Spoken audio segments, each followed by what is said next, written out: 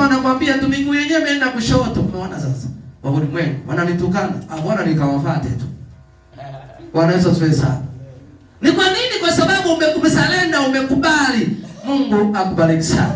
Mwambie jirani yako, usimtazame mtu alinenalo, bali mtazame Mungu analolinena. Sema amen. Mwambie usimtazame mtu alinenalo, bali mtazame Mungu analofanya nini? Analolinena. Sema amen. Maana ukiangalia utaenda ukigeuka huku, mtu anasema mara unajua mchungaji analala njaa kwa sababu yeye hana kazi. Una mwingine unakuta unajua kaka Jose hana chochote kwa sababu Sasa na wewe ukikamata sema subiri sasa nakuja kukuonesha.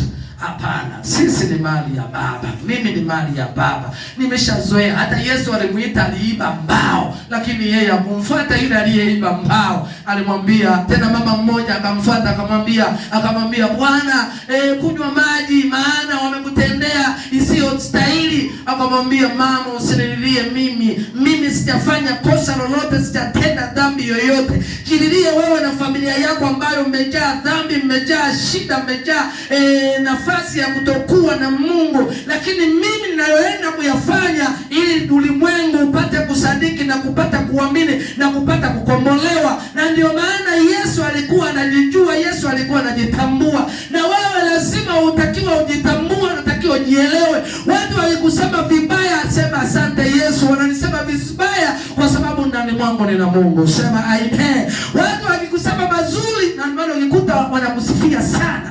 Ukikuta watu wanakusifia sana, jiangalie.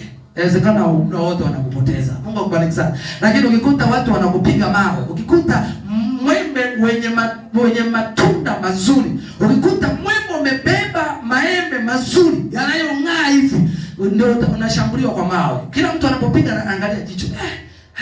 Sijui nifanyeje, hata kupanda sijui. Unaanza kutafuta jiwe liko wapi, mara unarusha linaenda kuchubua embe. Kwa hiyo unashangaa nimechubuliwa kushoto, nimepigwa kulia, nimepigwa chini, nimepigwa na yenyewe lilivyo gumu limebaki pale pale. Sema amen. Ambayo ndio mimi na wewe. Watakupiga usoni huko pale pale. Watakupiga kwenye miguu huko pale pale. Watakupiga kwenye chochote huko pale pale. Sema amen. Wewe rudi hapo. Napenda sana kutoka leo. Mungu akubariki sana. Nipungie mkono hewani na Mungu akubariki sana. Bwana mimi sitatoka.